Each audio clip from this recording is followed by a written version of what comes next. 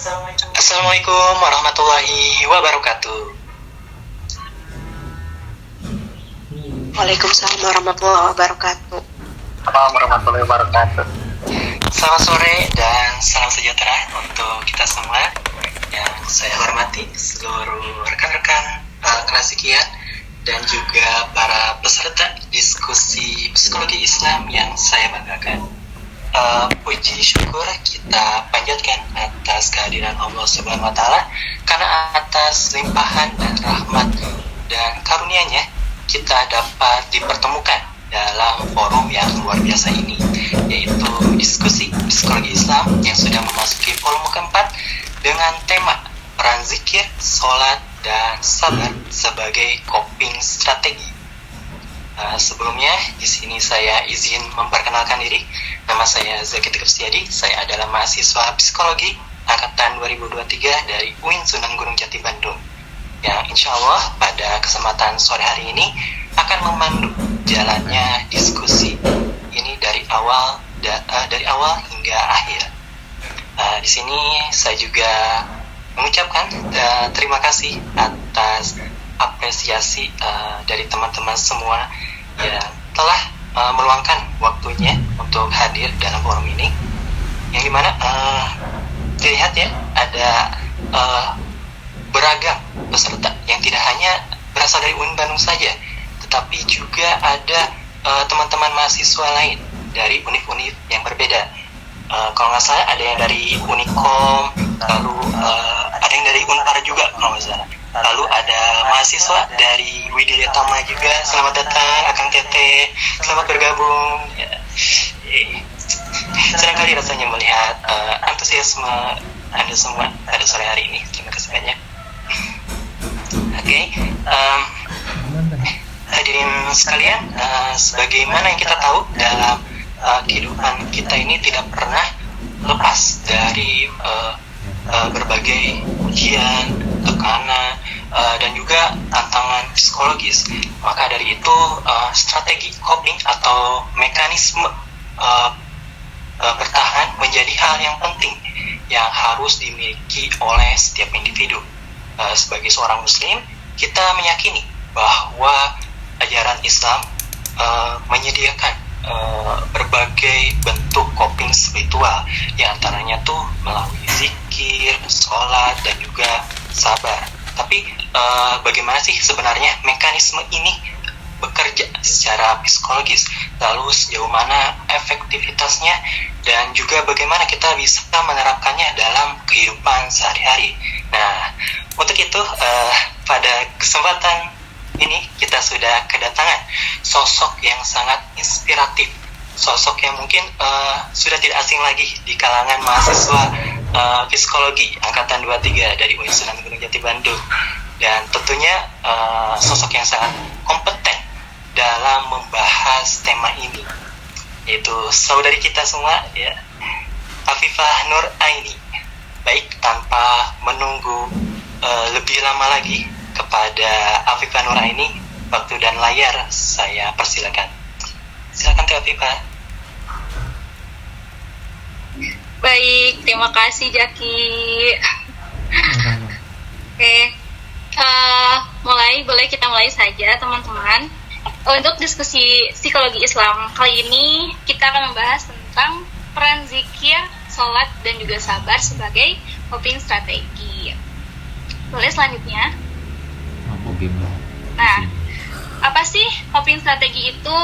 Nah, menurut Lazarus dan juga Folkman pada tahun 1984, coping strategi itu merupakan upaya kognitif dan perilaku untuk menyeimbangkan, mengurangi, atau mentoleransi tuntutan eksternal maupun internal yang dirasa membebani.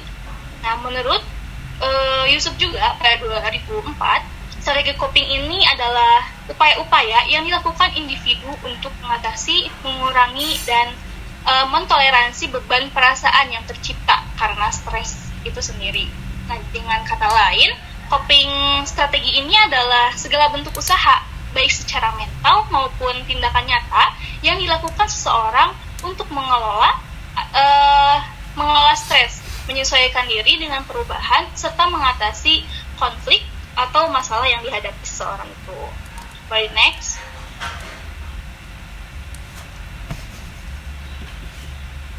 Nah, selanjutnya itu ada jenis-jenis dari coping strategi menurut teori Lazarus dan juga Folkman pada tahun 1984,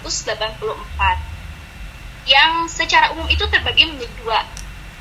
Yang pertama itu ada problem focused coping, yaitu strategi yang berfokus pada penyelesaian masalah secara langsung dengan mengubah atau mengatasi sumber stresnya. Nah, ini tuh digunakan saat individu itu merasa masalah itu masih bisa dikontrol dan diselesaikan oleh individu itu sendiri. Contohnya itu misalkan kita sebagai mahasiswa nih saat ini mengalami stres, misalkan nilai UAS kita itu rendah gitu. Nah, strateginya itu dengan problem focused coping itu bahwa kita itu berarti belajarnya harus lebih lagi, atau kita menyusun strategi pembelajaran kita yang lebih efektif lagi gitu. Jadi kita bisa memperbaiki gitu nilai ujian kita selanjutnya, seperti itu. Terus yang kedua itu ada emotion focused coping. Jadi strategi yang bertujuan itu mengelola atau mengurangi tekanan emosional akibat stres tanpa mengubah sumber stresnya secara langsung. Nah, kalau ini biasanya itu dipakai saat individu ini merasa tidak dapat mengubah situasinya. Jadi merasa si sumber stres itu di luar kontrol dirinya sendiri gitu. Contohnya itu misalkan ketika kita di dunia pekerjaan, misalkan kita stres karena kita berhadapan dengan bos yang tidak bisa diajak kompromi gitu. Nah, bos sendiri itu merupakan sumber stres kita yang berada di luar kontrol kita. Jadi kita nggak bisa mengontrol si stres itu. Nah, caranya itu dengan mungkin ketika kita sedang merasa stres gitu dengan bos itu, kita bisa melakukan teknik relaksasi misalkan dengan tarik napas dan kita tenang gitu. Mungkin itu bisa menjadi menjadikan kita untuk tidak terlalu stres gitu saat menghadapi bos itu. Nah, selain itu mungkin ketika itu kita bisa melakukan aktivitas lain yang bisa menjadikan kita tidak stres. Misalkan kita menonton TV, kita mendengarkan lagu gitu. Dan masih banyak lagi kegiatan lain yang bisa kita lakukan gitu. Boleh di next?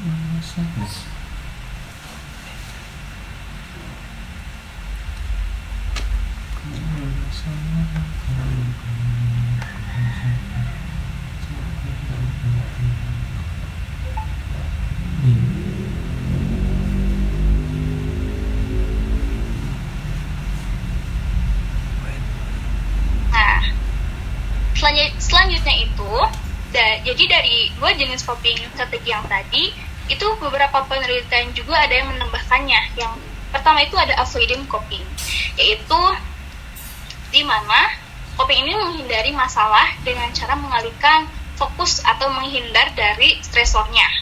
Nah, menurut APA atau American Psychological Association, avoidant coping ini adalah strategi coping yang maladaptif, di mana seseorang itu mengubah perilaku untuk menghindari, memikirkan, merasakan, atau menghadapi hal-hal yang sulit baginya. Jadi strategi ini ditandai dengan menghindari masalah secara langsung, misalkan dengan cara menyibukkan diri pada aktivitas lain, menarik diri dari situasi berkhayal, atau menggunakan obat. Nah, contohnya itu misalkan dan kalau ini sebenarnya kita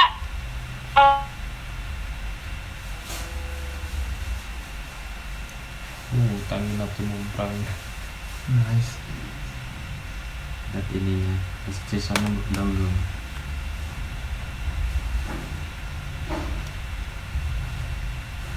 Tapi kita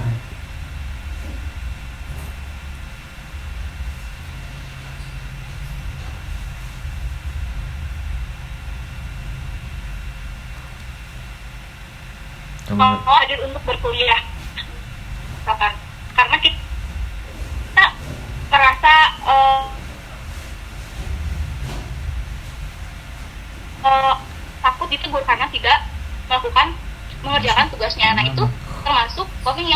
menghindari atau avoidant coping gitu, menghindari dari stresnya. Itu ada yaitu apa itu belum bisa mati stres. Nah, coping itu penggunaan semua seperti keyakinan, dan serta mengurangi tekanan emosional peristiwa hidup. Ngomong bahasa Arab. Di strategi ini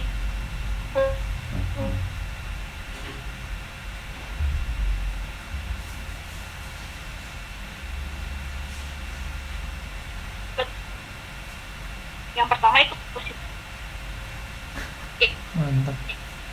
timbangan. Nah, Itu main sama Jahil. positif Nanyain gimana individu ini masih bahasa Arab. kira segalanya. Nah, itu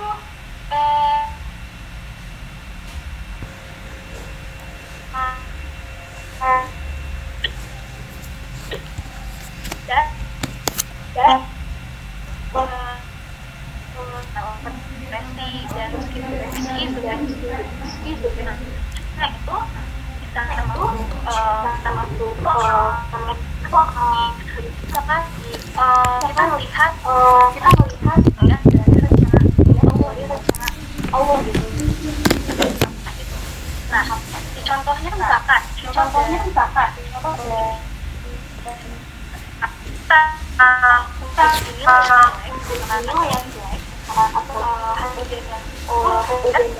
mungkin apa ya kita mengenalkan satu kepada Allah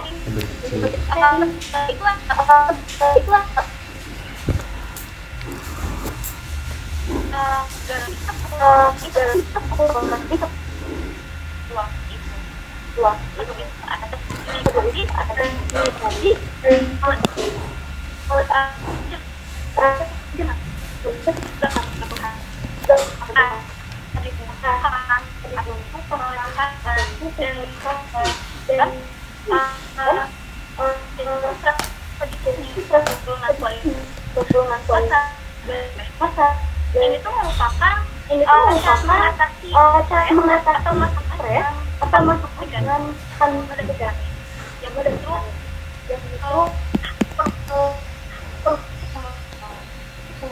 sering cukup atau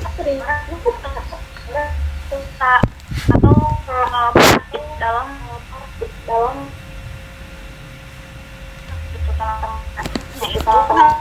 itu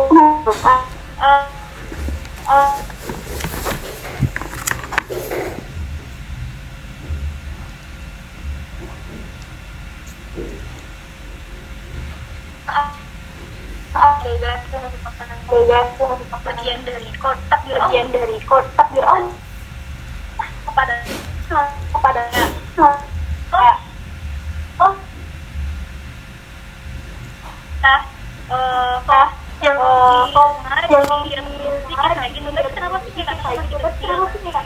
jadi kitanya malah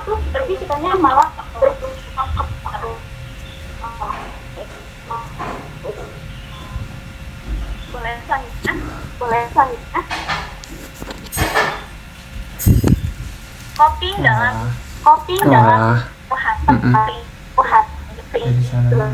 Jadi sananya berarti ya? coping atau yang bersifat psikologi ada aspek rohani dan keimanan sebagai sumber utama kesenangan batin.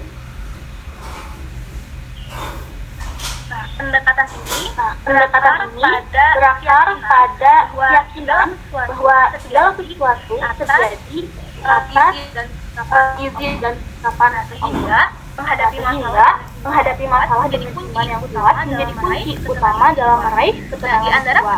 Nah, di antara pendekatan rohani dalam konteks Islam itu diantaranya itu ada zikir, sholat, dan juga zakat. Selanjutnya. Nah, yang pertama itu ada zikir sebagai coping Apa sih zikir itu?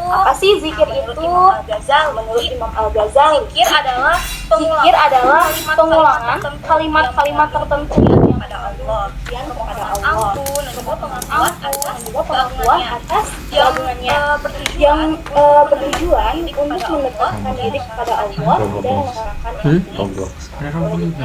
Ada rombok juga. Ternyata bikinnya. Ternyata lebih.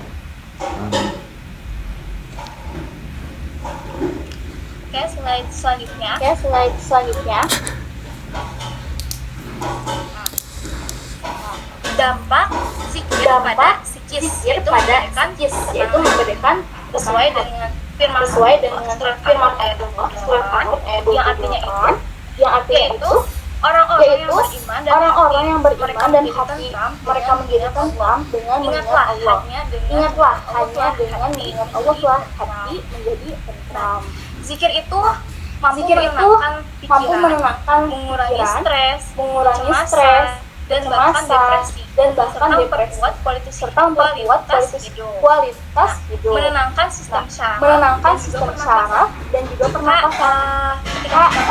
Ketika kita melakukan zikirnya itu dengan tenang, melalui pengulangan lafal yang zikir ini menciptakan efek relaksasi seperti positif dari perspektif psikologi. Nah, salah satu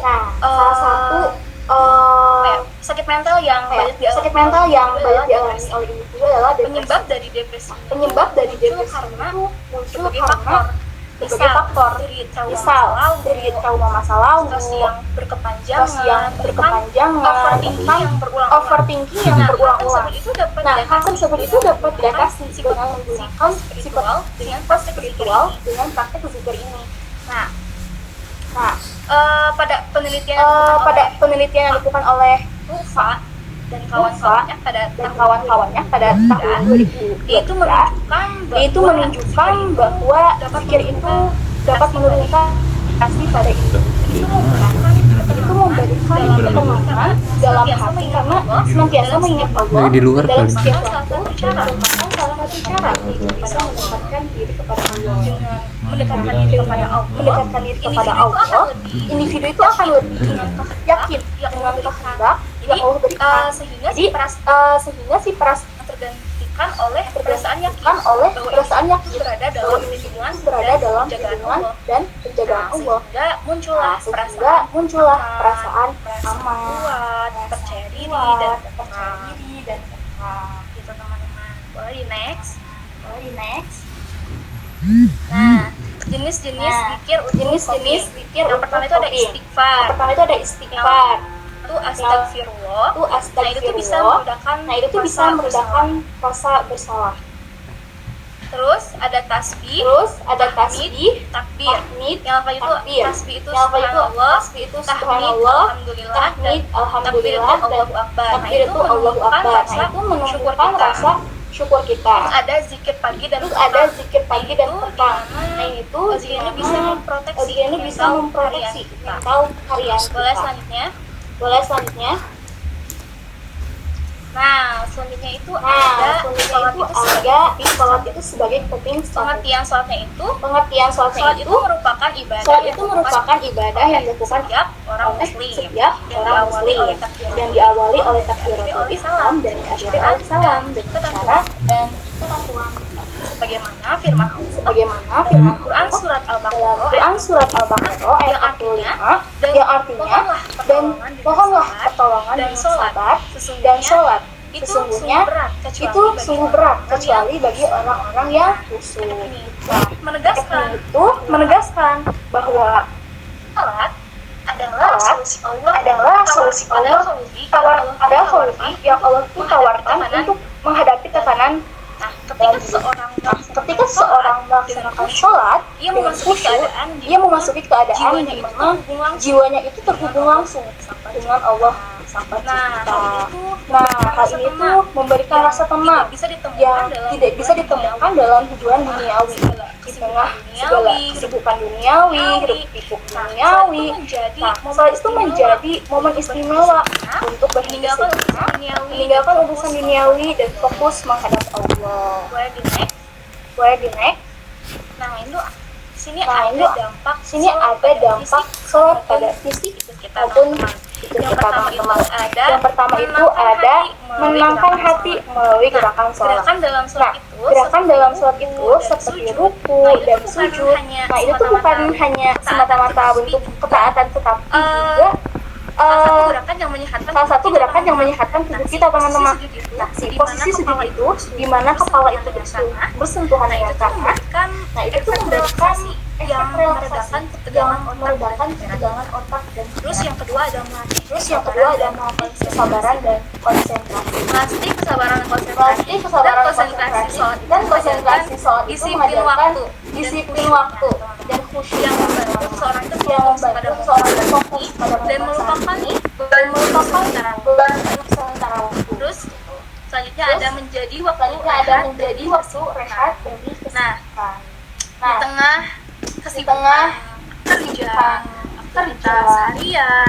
harian, di media sosial, serta tuntutan dari perkembangan zaman yang cepat, kedekatan dan sang pencipta itu menjadi obat yang terbaik. Boleh di next.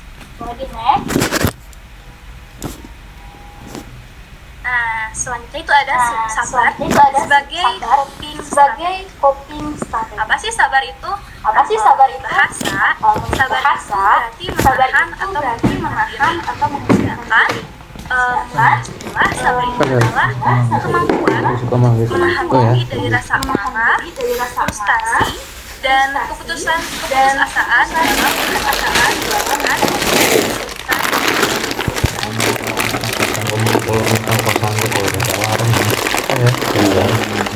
bawahnya meja itu kayak buat bubu.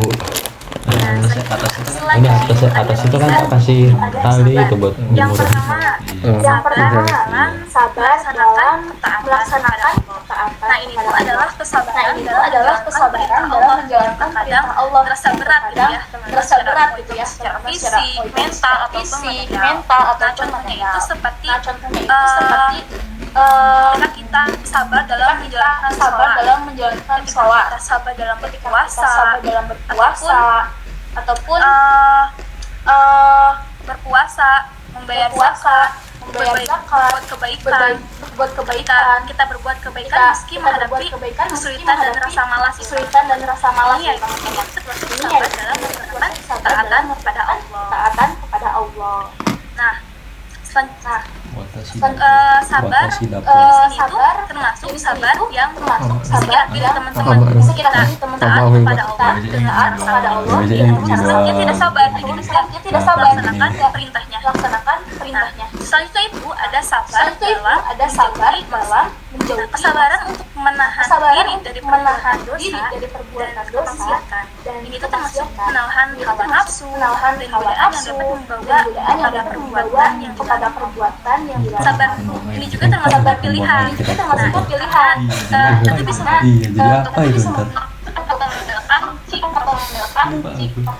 Lupa aku. Ada sabar dalam hadapi takdir atau musibah. Kesabaran menerima dan bertahan menghadapi cobaan ini, kesulitan atau musibah yang tidak bisa dihindari. Nah, ini adalah sabar karena seseorang itu tidak mengilu untuk menerimanya. Tapi ini kita menjalannya hanya dengan sabar gitu, teman-teman. Terus selanjutnya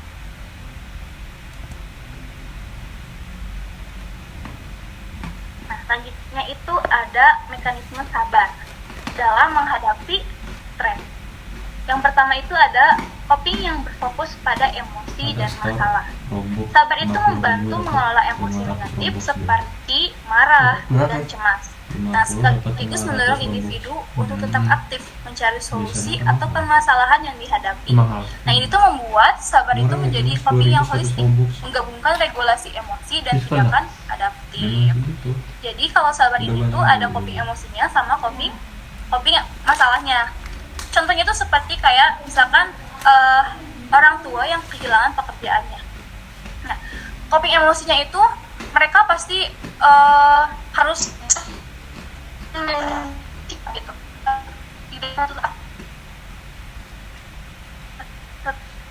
dalam keluarganya, dan juga bisa meningkatkan ibadah agar hati itu lebih kuat. Sedangkan untuk coping masalahnya, yang pastinya mereka harus mencari pekerjaan baru, menyusun ulang anggaran keluarganya, dan juga bisa dengan misalkan membuka usaha kecil gitu dari keahlian yang dia miliki, karena dia kehilangan pekerjaan yang utamanya. Terus selanjutnya itu ada regulasi diri. Sabar melibatkan pengendalian diri, ketabahan, kegigihan, dan kemampuan menerima kenyataan pahit dengan ikhlas dan syukur. Nah, ini tuh membantu seorang tenang dan tidak terburu-buru dalam mengambil keputusan saat menghadapi stres. Contohnya itu misalkan kita sebagai anak ya teman-teman, ketika kita dimarahi misalkan oleh orang tua kita, mungkin emosi awal kita itu kita rasanya ingin membantah mungkin ya, kita ingin membantah marahan mereka mungkin. Nah, dengan regulasi diri yang sabar, kita itu bisa menahan diri untuk tidak membalas dengan membalas atau membantah mereka. Terus kita bisa dengan mengatur nafas dan menunggu sampai tenang ketika kita sedang marah. Dan juga kita memilih untuk merenung dan memilih meminta maaf gitu, untuk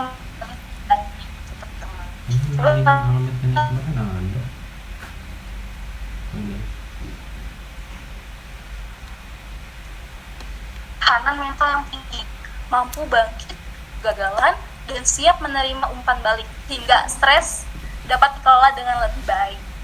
Nah, contohnya itu misalkan misalkan mahasiswa gitu, dia sedang menyusun skripsi, terus ditolak terus atau revisi terus berkali-kali oleh dosennya. Nah, sikapnya itu dengan sabar, kita tidak marah pada dosen pembimbing, misalkan teman-teman, terus kita terus memperbaiki dengan gitu si skripsinya, meskipun kita udah merasa lelah gitu. Terus kita juga bisa meyakini bahwa perjuangan ini tuh akan membuahkan hasil gitu. Karena kalau misalkan sekarang kita sedang revisian terus kita berhenti, nah itu semua usaha yang sebelum-sebelumnya kita itu akan sia-sia gitu. Dan kita harus coba lagi gitu untuk mendapatkan hasil yang memuaskan. Seperti itu teman-teman. Boleh di next.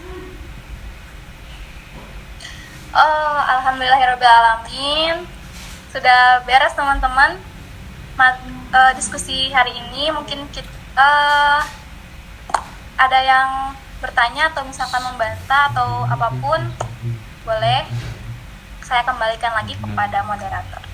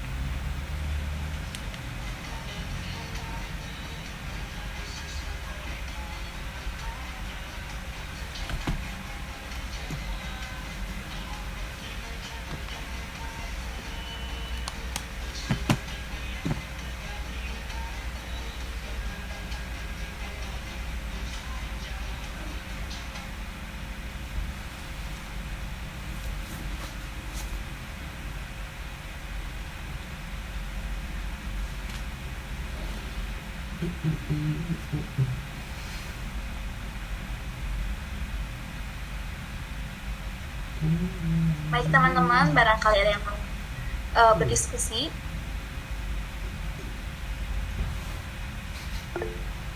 Untuk ada yang refleks.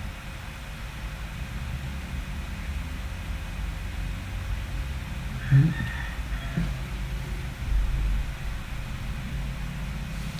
kalau nggak ada ya tutup. Saya juga gitu. Kalau udah nanya lagi udah tutup.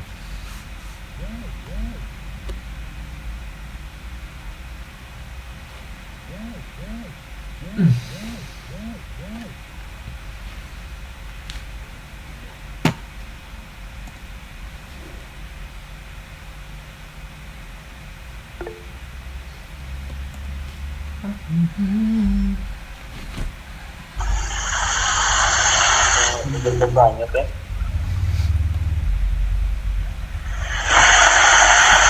Di laut. Ya silakan. Tadi ini Di laut. sahabat ini kan tadi juga salah satunya sebagai kopi gitu ya. Nah, saya masih bingung kan. Bukankah kalau dalam ekologi kita ada apa ya yang masuk negatif yang ada dalam diri kita, ya salah satunya diungkapkan gitu. Nah, sedangkan konsep yang tadi disampaikan terlihat menahan emosi negatif yang ada dalam diri kita dan tidak dikeluarkan. Nah, apakah ini adalah satu perbedaan konsep atau bisa jadi kabar yang dimaksud itu Hal juga apa ada yang pengertian yang lain gitu yang tetap mengalirkan energi Lampung. negatifnya, Coba tapi satu lagi. misalkan dengan cara yang lain juga itu disebut sebagai sabar atau Singaraja. seperti apa mungkin. Terima kasih. Kali orang. Apa Kali angka sama Samarinda.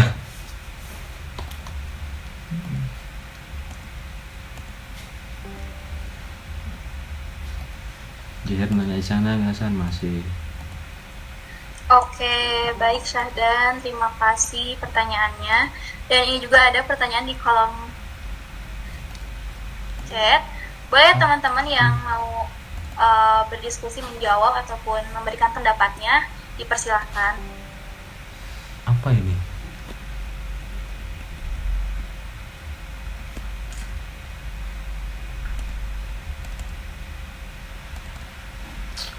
keren.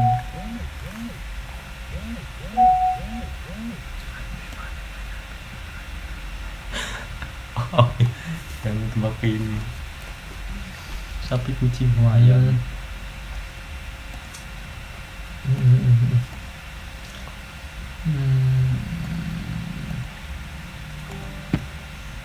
Main bonding. Lampu apa yang kalau dibacain keluar orang? Lampu Tangga. Karena kalau dibacain orangnya marah. Jauh. Gor. Masukin. Itu tuh apa mintanya? Tuh kan mas mintanya. Bukan kan?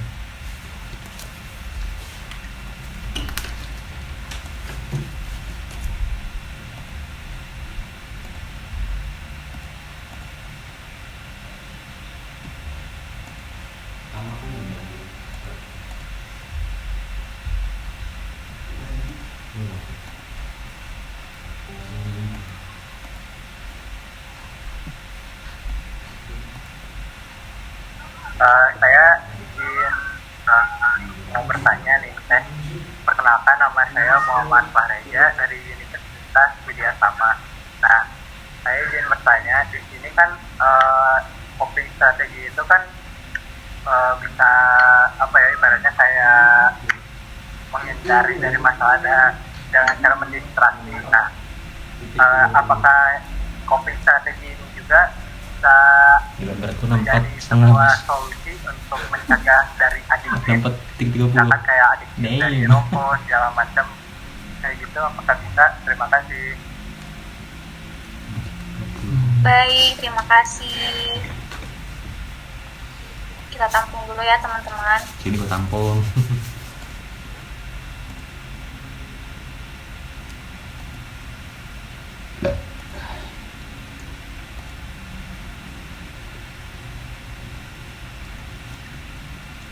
Hacking enak nih besok.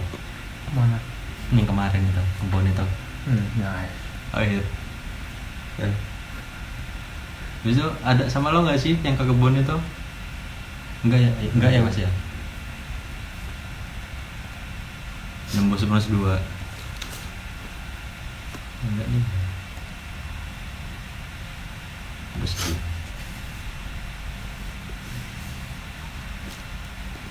Surabaya.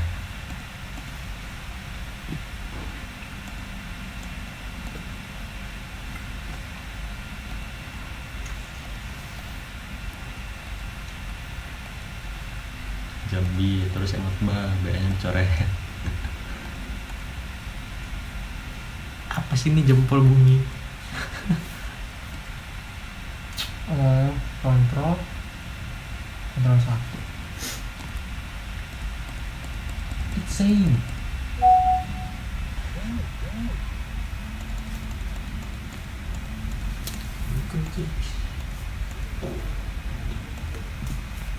Dari ayam ibu kemana ya? Beli kotak.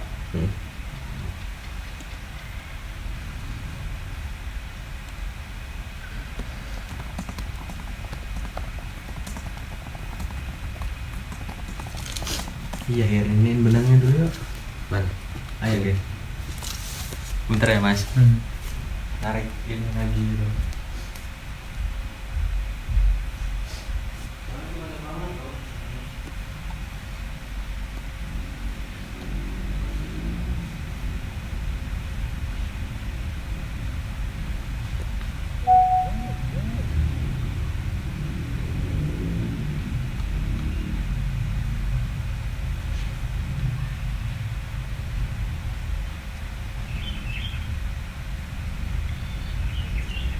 Izin ini ya menjawab yang dari halo, maaf teman-teman, suaranya kedengar gak? Kedengar Pak. Kedengar Pak. Oke.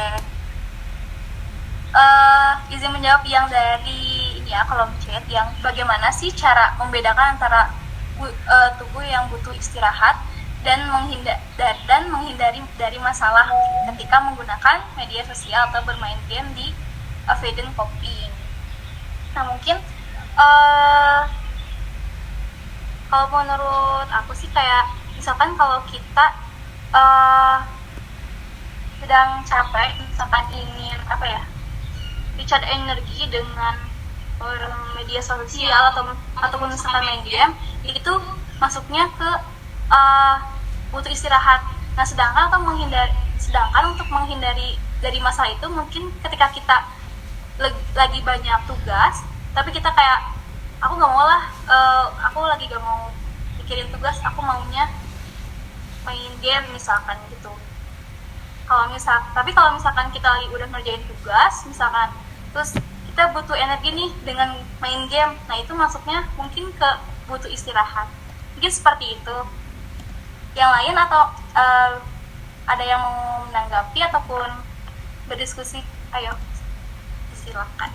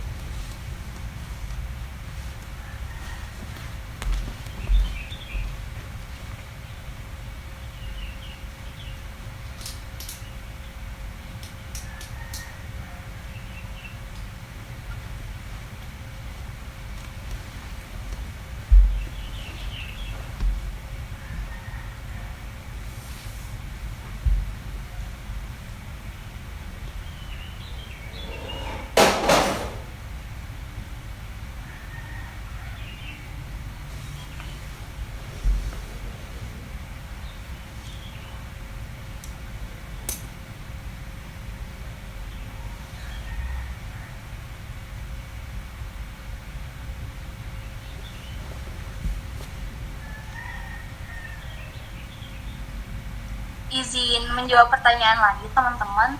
Jadi itu ada pertanyaan yang apakah coping strategi ini bisa mencegah dari zat adiktif? Nah, itu bisa banget teman-teman. Karena dengan coping strategi ini tuh kita tuh bisa membantu pencegahan penggunaan zat adiktif itu. Misalkan kalau kita melakukan coping strategi yaitu problem focused coping, itu kan yang menghadapi masalahnya itu dengan fokus ke si stresnya gitu teman-teman. Nah itu tuh kita bisa dengan kalau misalkan kita stresnya di pelajaran, kita bisa fokus dengan memperbaiki cara belajar kita atau memperbaiki misalkan jadwal belajar kita daripada kita melarikan dirinya ke alkohol misalkan ataupun game misalkan seperti itu, ataupun misalkan dari emotion focused coping. Nah itu tuh kan kita meredakan stresnya itu dengan misalkan berdoa, menulis jurnal, ataupun misalkan merelaksasi napas gitu daripada kita beralihnya dengan rokok misalkan seperti itu. Ataupun bisa juga dengan reduce coping tadi teman-teman. Nah kita tuh menyadarkan diri kepada Tuhan, mengikuti kajian-kajian misalkan. Nah daripada kita melakukan atau meregulasi stresnya itu ke hal yang berbau zat adiktif misalkan seperti merokok, alkohol seperti itu. Mungkin menurut saya itu bisa banget kayak gitu. Kalau yang dari ada pendapat yang lain kah? Terima kasih Teh sudah menjawab. Ya, sama-sama.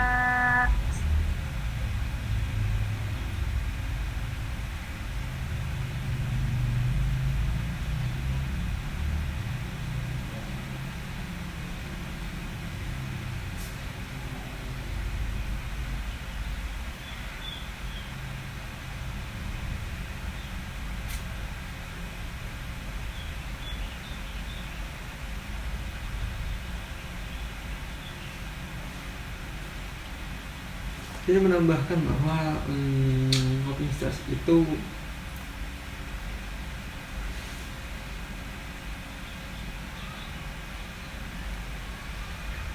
ya teman-teman yang mau berpendapat diperbolehkan banget ya, karena ini kan diskusi, kita bareng-bareng berdiskusi tentang ini teman-teman.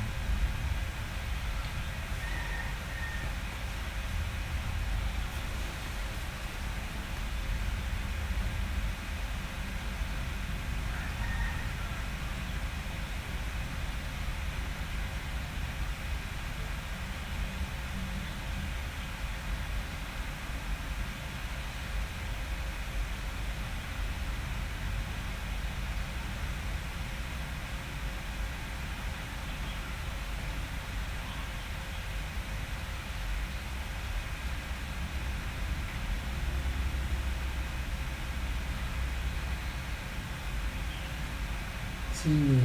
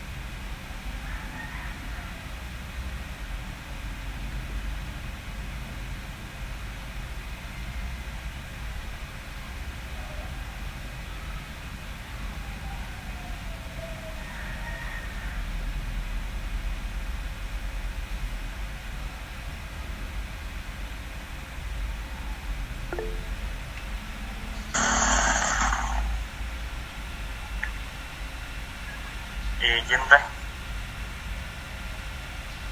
Baik, Mungkin gimana? saya ingin ikut apa ya? Ikut memberi pandangan gitu terkait apa yang disampaikan oleh Rizmo ini yang di kolom chat. Bagaimana sih cara membedakan antara butuh istirahat dan menghindar dari masalah ketika menggunakan media sosial atau bermain di Avoid dan Coping. Nah kan tadi juga dijelaskan bahwa Avoid dan Coping itu adalah coping yang dilakukan dalam bentuk menghindari gitu ya satu masalah gitu, atau intinya kayak menghindar lah gitu caranya tuh. Nah kalau misalkan saya kayak berusaha merefleksikan diri, mungkin saya membaginya menjadi dua bagian. Yang pertama tentang niat daripada keduanya gitu. Nah kalau yang saya bayangkan, kalau niat butuh istirahat itu biasanya niatnya itu adalah mengistirahatkan sejenak badan, tubuh, ataupun kondisi mental yang sudah lelah gitu, sehingga mau dibutuhkan istirahat gitu. Nah, butuhkan istirahatnya dengan apa? Bisa itu dengan medsos ataupun dengan bermain game gitu. Contohnya misalkan saya sudah mengerjakan saat ini satu tugas gitu yang membuat kepala saya panas gitu. Nah, untuk mengembalikan kepala saya yang mulai dingin itu saya melakukan saya scroll misalkan selama 30 menit gitu ya, mencari apa sih kayak relaksasi di sosial media gitu, kayak tontonan menghibur. Nah itu sebagai butuh istirahat. Secara niat emang dimaksudkan untuk merelaksasikan tubuh gitu. Nah kalau misalkan menghindari dari masalah, menurut saya ini justru niatnya bukan mau melanjutkan menyelesaikan masalah, tetapi emang benar-benar dia udah mau melepaskan si tanggung jawabnya. Contoh kayak tadi saya ada tugas gitu, tapi karena tugasnya itu membuat saya mumet, pusing. Nah saya lebih memilih menggunakan Avoid dan Coping yang menghindar gitu dari si masalah tersebut, dan saya malah main game gitu ataupun media sosial. Nah main game dan media sosialnya itu tidak lagi diatur, dan bahkan itu malah menjadi terus-terusan. Nah akhirnya hal yang mau dilakukannya, yaitu menyelesaikan tugas, itu tidak dikerjakan, dan setelah mepet baru pusing lagi gitu dan malah main lagi. Nah itu sehingga tidak menyelesaikan masalah, seperti itu mungkin. Nah yang kedua, dari sebelum dan sesudah yang saya bayangkan itu, emosi daripada butuh istirahat itu sebelumnya kan stres, pusing gitu karena capek biasanya seperti itu.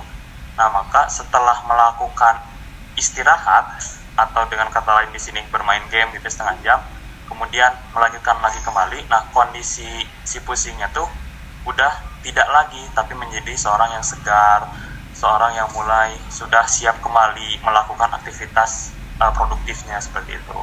Nah sedangkan tadi kalau misalkan avoidan yang menghindar dari masalah, kondisi emosinya tuh awalnya stres gitu, pusing, cemas. Nah kecemasan, kestresan itu tuh bukannya berusaha dihilangkan sejenak, tapi malah kalau menghindar dari masalah tuh ketika dia berusaha main game dulu gitu ya setengah jam misalkan seperti itu, sudah main setengah jam tapi habis itu tuh malah gak mau ngerjain gitu. Nah akhirnya ketika ingat lagi kepada tugas itu dan mau ngerjain, stres lagi, dan pada akhirnya tidak ada aksi gitu. Jadi intinya kalau yang saya lihat antara butuh istirahat dan menghindar dari masalah, kalau butuh istirahat tuh nanti ada action kembali gitu. Kalau misalkan menghindar dari masalah, benar-benar dia cuman sebagai pengalihan aja tanpa ada proses berusaha menyelesaikan masalah tersebut. Mungkin itu sedikit pendapat dari saya. Terima kasih semuanya. Wah, terima kasih banyak Kang Syahdan atas tambahannya. Boleh yang lainnya yang memiliki pendapat ataupun mau menyanggah barangkali dipersilakan.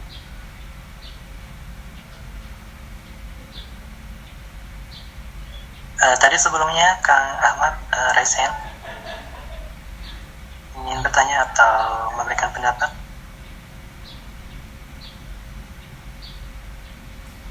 Oh ya, tes tes. Suaranya terdengar, teman-teman? Dengar. Oh ya. Jadi saya ingin menambahkan sedikit terkait dengan apa yang telah dikatakan oleh Viva sebelumnya, yaitu terkait dengan aktivitas ibadah ya sebagai coping stress.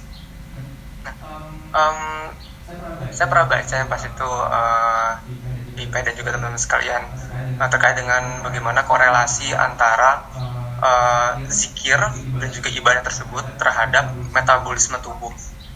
Nah, ada temuan yang menarik teman-teman. Nah, kalau misalkan kita ibadah, kita zikir, kita melakukan hal-hal yang berkaitan dengan aktivitas yang spiritual, ternyata itu ada bukti empirisnya. Sehingga kenapa aktivitas ibadah tersebut bisa mengurangi stres, bisa meredakan kecemasan, dan lain-lain. Jadi buktinya itu teman-teman, ada sebuah paper ataupun penelitian yang dilakukan oleh serangkaian ilmuwan Jepang, saya lupa tahun berapa, tapi hasilnya itu mengatakan gini, lebih daripada 80% daripada tubuh kita itu terdiri daripada air ya. Jadi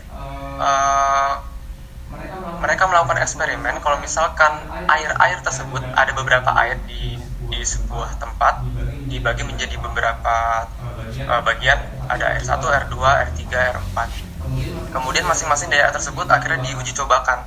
Satu air dengan kalimat yang baik, kalimat yang menumbuhkan, kemudian kalimat-kalimat yang mendorong untuk hal-hal yang baik. Akhirnya bentukan ataupun kristal daripada air tersebut akhirnya menjadi bentuk yang sempurna gitu, bentuk kristal yang bagus seperti yang kita lihat di film-film Frozen gitu. Sedangkan air-air yang dibacakan ataupun dihina ataupun dikata-katakan hal yang tidak pantas akhirnya menjadi air yang cacat ataupun bentuk kristalnya itu tidak sempurna. Nah, dari situ akhirnya teman-teman, saya dan juga beberapa teman-teman yang lain pada saat itu melihat dan berusaha untuk mengkorelasikan hal ini dengan aktivitas ibadah. Nah, jadi kalau misalkan kita ibadah teman-teman, seperti kita berzikir, kita apalagi istighfar, alhamdulillah, itu kan kata-kata positif, kata-kata afirmasi. Nah, hal itulah yang nantinya itu akan membantu kita untuk bereaksi ataupun mencapai hal-hal yang baik, layaknya seperti kristal tadi yang diberikan ataupun distimulasi dengan hal-hal yang positif. Kira-kira seperti itu teman-teman.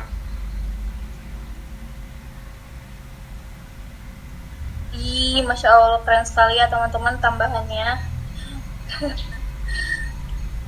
Menambah ilmu baru untuk kita semua. Boleh teman-teman yang memiliki pendapat, pandangan ataupun apapun itu, dipersilakan sekali.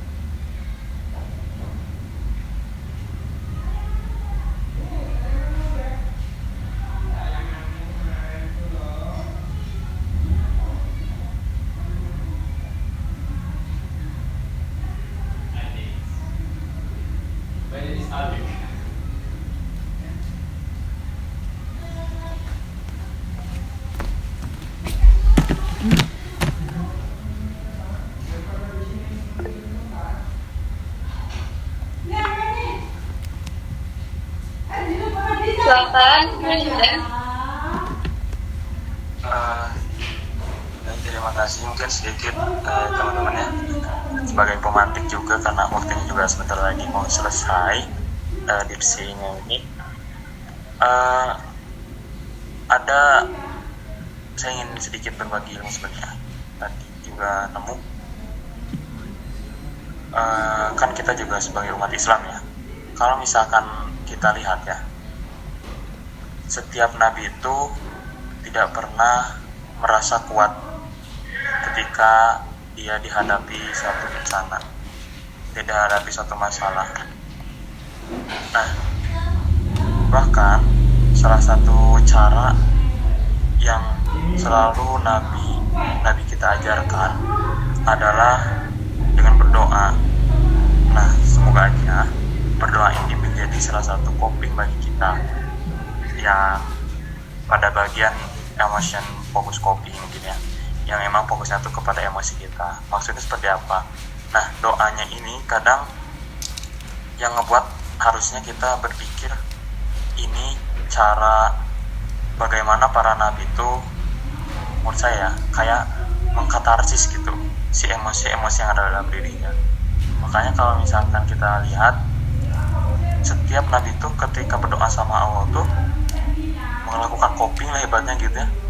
Mereka selalu mengakui dulu kesalahan-kesalahannya. La ilaha illa anta subhanaka inni kuntu minadz dzalimin, kan? Itu mereka selalu mengakui dulu bahwa kita ini lemah, kita ini sebagai manusia biasa. Nah, dari sana maka para nabi juga mencurahkan kalau dia tuh sedang menghadapi masalah ini gitu. Kayak misalkan kalau kita sedang menghadapi perkuliahan yang capek, yang rumit gitu. Tapi awalnya menyadari dulu kalau kita tuh lemah. Nah, itu sebagai apa? Sebagai salah satu cara yang para nabi ajarkan bahwa dengan kita menyadari kita lemah, nah ketika kita sudah sadar artinya kita butuh sandaran yang lebih kuat. Dan ketika kita sudah bersandar kepada yang lebih kuat, maka saatnya lah kita mengungkapkan semuanya gitu. Dan setelah diungkapkan, dampaknya seperti apa? Kalau kita lihat, apakah para nabi selalu dendam akan umat-umatnya yang telah menzoliminya? Apakah para nabi-nabi pernah melakukan kezoliman gitu yang secara langsung pada umat-umatnya? Tentu tidak gitu. Tapi mereka emosinya itu diredakan gitu. Emosi mereka itu diredakan dengan cara tadi, salah satunya itu dengan kopinya berdoa kepada Allah Subhanahu wa taala. Dan itu mungkin apa ya, kayak langkah gitu ya yang saya lihat dari para nabi gitu ketika melakukan coping, salah satunya dengan doa gitu. Itu mungkin sedikit teman-teman, semoga itu bisa bermanfaat dan juga membuat kita sadar bahwa kita ini semuanya lemah dan tidak apa-apa kalau misalkan butuh nangis, butuh sedih, kalian butuh sandaran, wajar aja gitu. Dan carilah sandaran yang lebih kuat dari kalian gitu. Terima kasih. Baik, Kang Sadan, terima kasih banyak atas tambahannya. Mungkin sebelum ditutup, aku mau jawab dulu pertanyaan yang dari tadi dan yaitu kan tadi dijelaskan ya bahwa sabar itu seperti menahan emosi. Nah, sedangkan di psikologi emosi negatif itu harusnya dibuang. Nah, apakah ada definisi mengeluarkan emosi negatif tapi dengan cara lain? Mungkin sebelumnya bahwa sabar itu bukan menahan emosi tapi memendam emosi negatif secara, tapi bukan menahan emosi atau memendam, tapi mengelola dan juga mengekspresikannya dengan cara yang tepat. Kayak misalkan kalau contohnya itu misalkan kita dimarahin dosen. Nah, mungkin saat dimarahi kita tuh diem aja atau misalkan hanya senyum gitu kepada dosennya, lalu kita pulang gitu. Nah, kalau perilaku impulsif itu kalau marah itu pasti kita mungkin membantah ya saat itu ketika kita dimarahi dosen misalkan, tapi kita enggak. Nah, saat kita pulang kita ketika kita pulang misalkan dengan kita saat saat itu hanya diam gitu pas dosen itu marah, nah itu tuh udah menahan reaksi impulsif kita. Nah ketika kita pulang, misalkan dengan kita menulis jurnal, misalkan dengan kita menyalurkan rasa kekerasan kita gitu dengan menulis, nah atau tidak berbicara baik tadi ke dosen, nah itu mungkin yang disebut sabarnya. Jadi sabar itu bukan memendam, tapi mengelola emosi kita dengan baik dan dikeluarkannya dengan tepat gitu. Mungkin seperti itu, Kang Syahdan.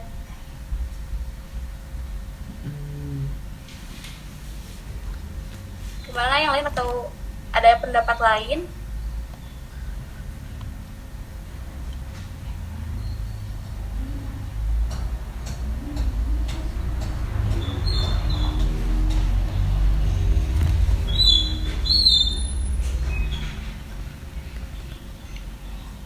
Baik teman-teman, karena waktunya mungkin sudah mepet ya, mungkin sesi diskusi atau tanya jawabnya kita akhiri di sini saja ya. Baik, sebelum kita akhiri di sini saya mau ngasih sedikit kesimpulan ya. Sebelumnya tadi saya mohon maaf ya karena ada masalah teknis sinyal ya. Gitu.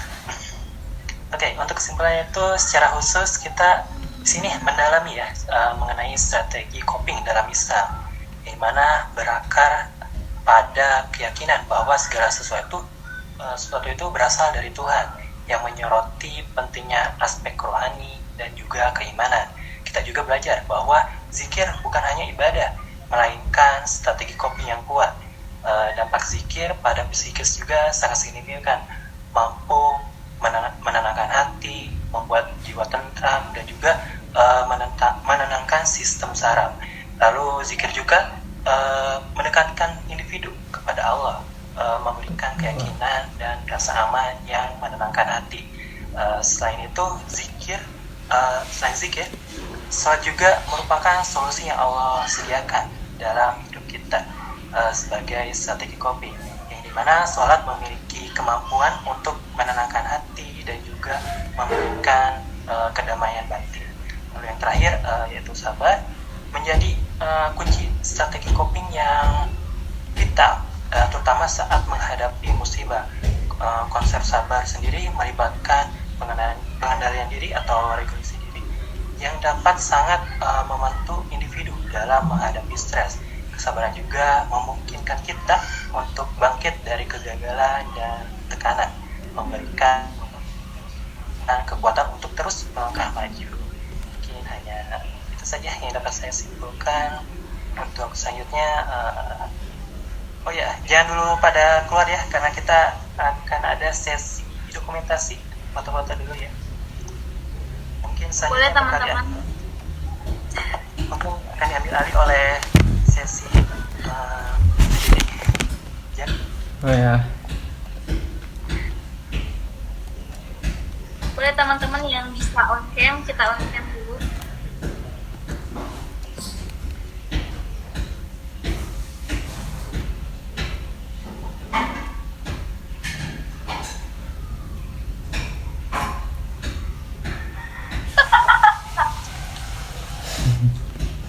Ada. Oke teman-teman, yang bisa on cam kita on cam ya. Kita akan foto sebentar saja.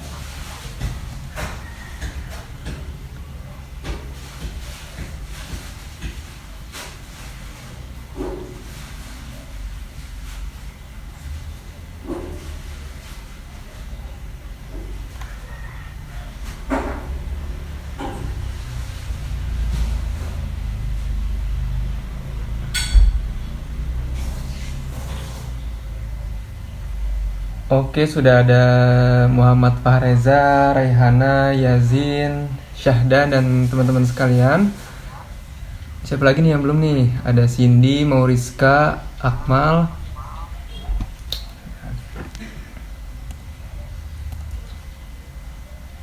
Oke, kita pose biasa dulu ya guys ya. Kita pose biasa dulu. Dalam hitungan ketiga, oke. 1, 2, 3. Oke, ganti gaya. Kita pakai gaya klasik guys, kayak gini guys. Gaya klasik guys. Oke, siap ya? Hitungan ketiga. 1, 2, 3. Oke, terima kasih ya Kang Teteh. Baik, terima kasih teman-teman semua yang sudah mengikuti acara ini dari awal hingga akhir. Di sini saya sebagai moderator, mohon maaf atas segala kekurangan dan juga mungkin ada salah kata juga, mohon dimaafkan. Saya Zaki Rusyadi di sini pamit undur diri dan sampai bertemu di Gipsy di volume selanjutnya. Assalamualaikum warahmatullahi wabarakatuh. Dadah. Waalaikumsalam warahmatullahi wabarakatuh. Terima kasih teman-teman.